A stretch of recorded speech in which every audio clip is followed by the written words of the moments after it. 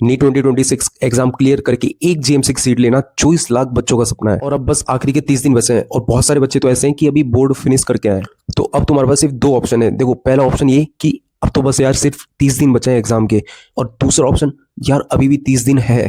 तो आप सोच लो कि आप किस कैटेगरी में आते हो। अगर आप उस कैटेगरी में हो ना कि यार अब बस 30 दिन बचे हैं तो इसमें क्या है, मतलब क्या ही हो जाएगा, कुछ नहीं हो पाएगा मुझसे, तो फिर आप कुछ नहीं कर सकते। और अगर आप उस कैटेगरी में आते हैं कि अभी 30 दिन है, सकता हूँ, कर सकता हूँ, हो जाएगा, तुम बस ये सोच रहे हो अगर मुझे कोई ये बता दे कि 30 दिन में ये फॉलो कर ले, इन चैप्टर्स को कवर कर ले या फिर ये क्वेश्चंस प्रैक्टिस कर ले तो मैं निकल जाऊंगा। मैं ये बिल्कुल नहीं कह रहा हूँ कि तुम ऑल इंडिया रैंक में आ जाओगे, मतलब कि गजब की रैंक आ जाएगी।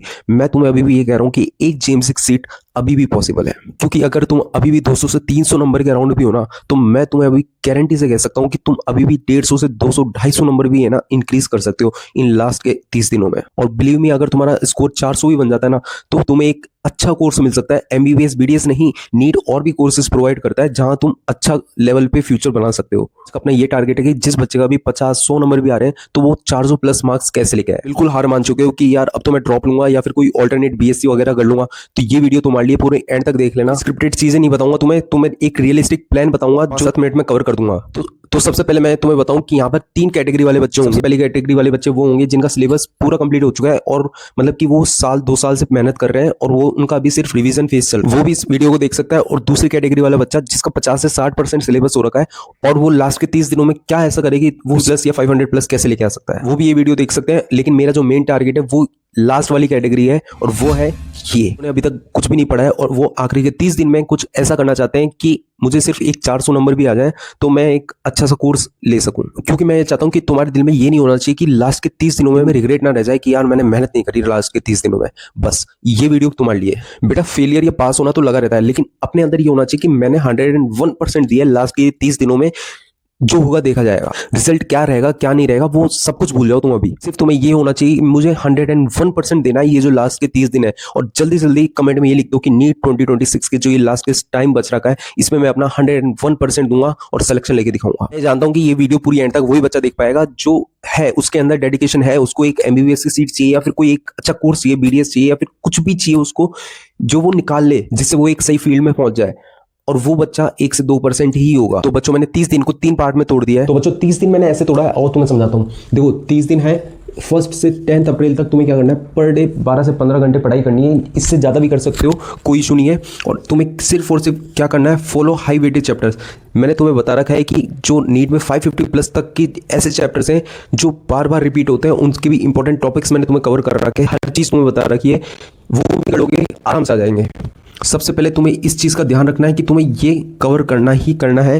फिर जब 11 से 20 अप्रैल के बीच में तुम्हें क्या करना पड़ेगा, 2015 से 2025 तक के जो PYQs है इनको छान मारो। सीधी लाइन में तुम्हें बताऊं तो रट लो बस। तुमसे बायो के नहीं हो पा रहे हैं, केमिस्ट्री के इनऑर्गेनिक नहीं हो पा रहे हैं तो रट लो, और मैं कुछ नहीं कहूँगा, रट लो। ये तुम्हें करना ही करना है, ये बहुत इंपॉर्टेंट है, याद रखना। और जो लास्ट के जो 10 दिन बचेंगे इसमें तुम्हें मॉक टेस्ट देने हैं, ठीक है। सबसे पहली बात, उसका जो मॉक टेस्ट दोगे उसका एनालिसिस करना है तुम्हें। एनालिसिस कैसा होना चाहिए तुम्हारा, एनालिसिस ऐसा होना चाहिए जैसे तुमने टेस्ट दिया, तुम्हें फिर तुम एनालिसिस करोगे क्या गलती रही तुमसे, कौन सा क्वेश्चन गलत हुआ।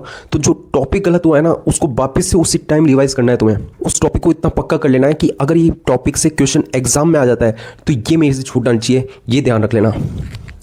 तुमने मॉक टेस्ट दे दिया, उसका एनालिसिस कर लिया, फिर तुम्हें जो मैंने बताया जो वीक टॉपिक्स रहेंगे उनका तुम्हें रिवीजन करना है। अगर तुमने ये जो लास्ट के 30 दिन है इसको इस टाइप से अगर तुमने कवर कर लिया ना, मैं गारंटी दे रहा हूँ तुम्हारे आराम से 150 से 200 मार्क्स बढ़ जाएंगे भाई। मैं सच कह रहा हूँ, तुम मान के देखो, एक बार कर लो। क्योंकि अगर तुमने ये चीज़ कर ली ना तो तुम्हें पता है क्या नहीं होगा,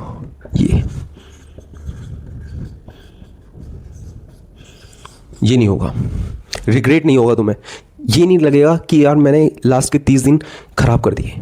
बस एक बार करके देखो। जो पहली चीज़ मैंने तुम्हें बताई थी कि इंपॉर्टेंट चैप्टर्स तुम्हें कवर करने हैं बस इन 30 दिनों में, जहाँ से मैक्सिमम स्कोर बन जाता है। मैं जानता हूँ तुम इधर उधर कहीं भटक के तुम परेशान हो जाओगे, टाइम पास करोगे किसका उधर देख के। मैं तुम्हें सिंपल सा लो, मैं ले आया तुम्हारे लिए केमिस्ट्री के 8 चैप्टर्स और फिजिक्स के 10 चैप्टर्स। लो, पहले तो सबसे पहले स्क्रीनशॉट ले लो इसका।